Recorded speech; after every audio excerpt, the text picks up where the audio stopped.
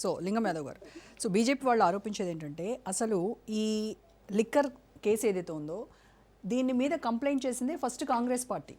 ఇవాళ మరి కోర్టు ఇచ్చినటువంటి తీర్పుతో మీ కుట్ర ఏదైతే చేద్దాం అనుకున్నారో అది మిస్ఫైర్ అయింది అని చెప్తున్నారు. కాంగ్రెస్ పార్టీ ఎలా చూస్తోంది ఇవాళ ఇచ్చినటువంటి రావుస్ అవెన్యూ కోర్టు తీర్పుని?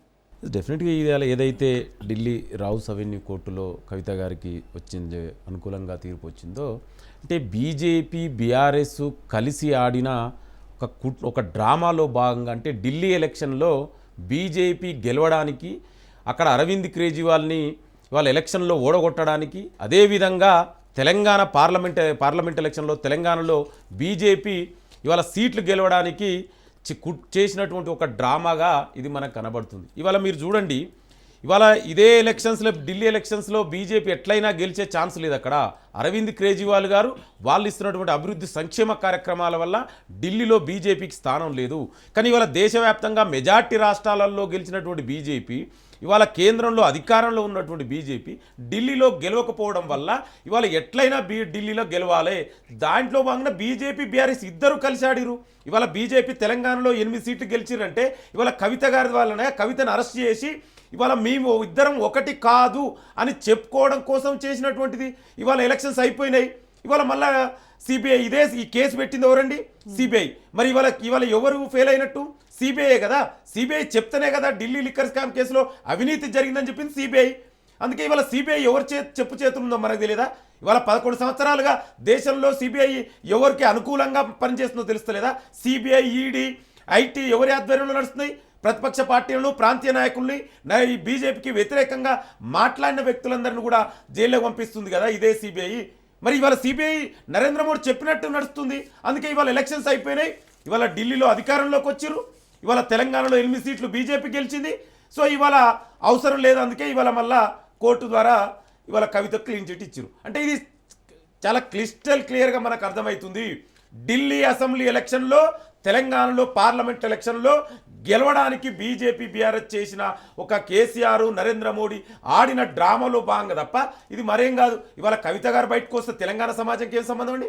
తెలంగాణ ప్రజలకి ఏం సంబంధం? ఇవాళ వాళ్ళ ఫ్యామిలీలో జరిగింది, వాళ్ళకు ఇద్దరు కలిసి ఆడిన డ్రామా ఇదంతా కూడా. దానికి తెలంగాణ ప్రజలకు కానీ తెలంగాణ సమాజం కానీ ఏం సంబంధం? ఇక బీజేపీ నాయకులు మాట్లాడుతున్నారు, ఏదో ముఖ్యమంత్రిగా మీద కూడా ఇష్టం ఉన్నట్టు మాట్లాడుతున్నారు. తడిపారి ఒక్క నిమిషం అన్న, మీరు మాట్లాడినప్పుడు నేను మాట్లాడాల వినండి, ఆ తర్వాత మీరు మాట్లాడండి. నేను చాలాసేపు ఓపిక ఉన్న పేషెన్స్గా. ఇవాళ బీజేపీ నాయకులు మాట్లాడుతున్నారు, ఏదో ముఖ్యమంత్రి మీద ఇష్టం ఉన్నట్టు మాట్లాడుతుండు. తడిపారైనటువంటి గుజరాత్ నుంచి తడిపారు చేసినటువంటి వ్యక్తి, బహిష్కరించినటువంటి వ్యక్తి ఇవాళ కేంద్ర హోంశాఖ మంత్రి అయిన ఏం మాట్లాడుతున్నావు? ఇవాళ గుజరాతీ నరమేధానికి కారణమైన వ్యక్తి ఈ దేశ ప్రధానిగా ఉన్నాడు. ఏం మాట్లాడతావన్నా? నీకు తెలుసుకొని మాట్లాడు, ఇష్టం ఉన్నట్టు మాట్లాడతా కాదు. ఇక ఏది పడుతుంది నోటికి వచ్చినట్టు మాట్లాడితే ఎట్లా? ఈ దేశంలో తడిపారంటే ఎవరైనండి?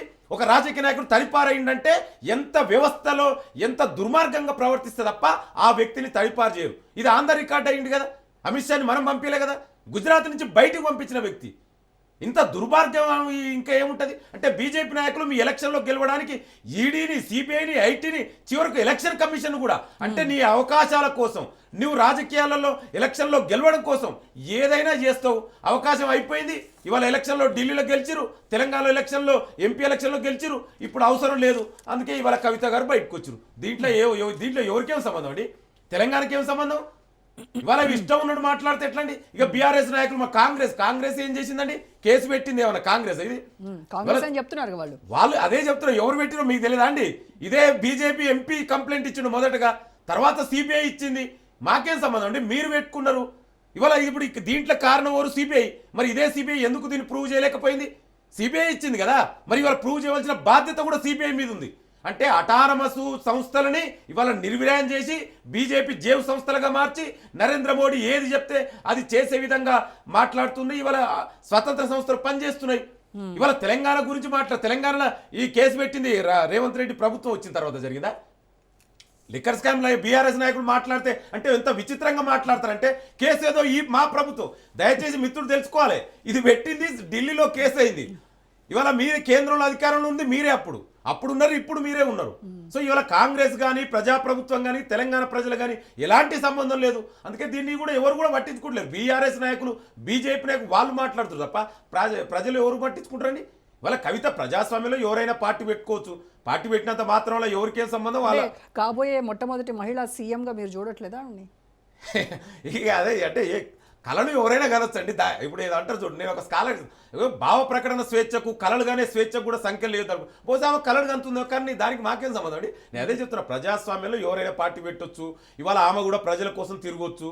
ఇవాళ అలా పగటి కళలు కానీ నేనే సీఎం అయితే ఏమంటారు, ఇక తెలంగాణ చాలా సామెతలు ఉంటాయి తప్ప కళలు కనొచ్చు. నేను కళలకు ఏమంటలేను, కానీ రియాలిటీలో బతుకుతే బాగుంటుంది. ఇవాళ తెలంగాణలో ఏం జరుగుతుంది, ఇవాళ ప్రజాప్రభుత్వం మేము వచ్చిన తర్వాత ఇవాళ 2 సంవత్సరాల్లో 10 ఏళ్ల మీరు చేయనటువంటి అభివృద్ధి సంక్షేమ కార్యక్రమాలని ఇవాళ ప్రజాప్రభుత్వం 2 సంవత్సరాలు చేసింది. ఇవాళ రైతులు, మహిళలు, యువత, సబ్బండ వర్గాలు ఇవాళ తెలంగాణ ప్రజలు ఆనందంగా ఉన్నారంటే ఇవాళ ప్రజాప్రభుత్వం. ఇవాళ ఇంతకుముందు బీఆర్ఎస్ నాయకుడు మాట్లాడుతుండు హామీల గురించి, గ్యారంటీల గురించి. 10 ఏళ్లలో మీరు ఇచ్చినటువంటి హామీల గురించి చర్చిద్దామా? మీ 10 ఏళ్ల పాలనైనా 11 సంవత్సరాల బీజేపీ పాలన పైన 2 సంవత్సరాల మా పాలన పైన చర్చ పెట్టండి. చర్చించడానికి మీ సిద్ధం. మీరు ఎన్ని హామీలు ఇచ్చారు, మీరు ఎన్ని అమలు చేసారు, మేము ఎన్ని హామీలు ఇచ్చాం, మేము ఎన్ని అమలు చేసాం, ప్రజలే తీర్పిచ్చారు కదా. కవిత కూడా అదే కామెంట్ చేశారు కదా, మీరు ప్రజలకు ఉద్యోగాలు ఇవ్వలేదు, ఇళ్ళు ఇవ్వలేదు, అందుకోసం మీరు ఓడిపోయారు, నా మెడకే ఏకండి అని చెప్తున్నారు. That's what I'm saying. ఇవాళ వాళ్ళు ఏమన్నారు, దళిత ముఖ్యమంత్రి అన్నారు, దళితుల 3 ఎకరాలు, ఇంటికో ఉద్యోగం, KG to PG ఉచిత విద్య అన్నారు. ఎక్కడ పోయినాయండి? ఎవరికి వచ్చిన? ఇవాళ కవిత ఎంపీ ఓడిపోతే ఎమ్మెల్సీ చేసిరు. మరి ప్రజలకు, తెలంగాణ ప్రజలకు ఎన్ని ఉద్యోగాలు ఇచ్చారు? ఆనాడు తెలంగాణ కోసం కొట్లాడిందే నీళ్లు, నిధులు, నియామక కోసం. ఇవాళ నీళ్ల పేరు మీద నీళ్ళన్నీ ఆంధ్రాకు దోచిపెడుతున్నారు. ఇవాళ నిధులన్నీ కూడా దాచుకొని దోచుకున్నారు. ఆ వాటాల పంచాయతీలనే జరుగుతున్నాయి. ఇవాళ 2 ఉద్యోగాలు, ఎవరికి ఉద్యోగాలు ఇచ్చిరండి? ఎన్ని ఉద్యోగాలు ఇచ్చారు? 10 సంవత్సరాలలో ఒక్క రిక్రూట్మెంట్ చేయలేదండి. గ్రూప్ 1 పేపర్లే లీకేజ్లు అయ్యి బయట అమ్ముకున్నారు. ఇవాళ ఉద్యోగం రాలేదని ఒక అమ్మాయి, ప్రవళిక అనే అమ్మాయి ఆత్మహత్య చేసుకుంటే క్యారెక్టర్ అసైన్ చేసిన దుర్మార్గులు ఎంత బాధపడతారండి ఆ తల్లిదండ్రులు. ఒక ఆడబిడ్డ చనిపోతే ఉద్యోగం రాలేదని క్యారెక్టర్ అసైన్ చేస్తారు. ఇది మీరు చేసినటువంటి ఘనకార్యం కదా.